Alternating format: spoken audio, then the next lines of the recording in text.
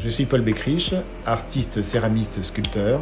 Je travaille essentiellement la terre pour la céramique et également la terre aussi pour le bronze. Actuellement, enfin depuis quelques années, je travaille surtout des personnages toujours liés avec le mouvement, l'expression et la matière. J'aime bien en fait avoir des oppositions de matière entre les parties brutes et parties plus sophistiquées avec les mailles. Je travaille beaucoup les personnages sur l'Asie parce que c'est un univers assez large qui me permet aussi d'avoir une création beaucoup plus dynamique et expressive. D'abord la terre, je la travaille par modelage, aussi par plaque pour agencer les vêtements.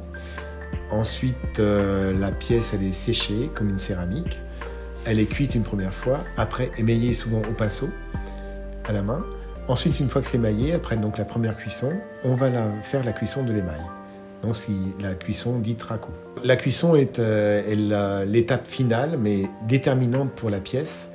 Elle peut réussir en une minute ne pas réussir, parce que l'émail, il faut qu'il soit bien nappé sur la pièce.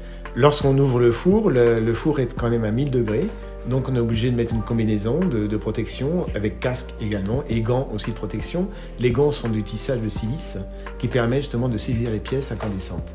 Lorsqu'on ouvre le four, on jette sur la pièce de la cendre de bois, notamment c'est la cendre de chêne, donc chêne qui n'est pas résineux, donc qui permet d'avoir une bonne combustion sur la pièce déjà. Et la flamme va chercher l'oxygène dans l'émail, et ce qui va réduire les métaux. Donc si j'ai mis des métaux comme l'oxyde de cuivre ou le nitrate d'argent, ça va se lustrer, ça va donner des lustres sur la pièce. Et ça, c'est une partie essentielle de la cuisson. À 1 degré près, tout le travail peut être remis en question.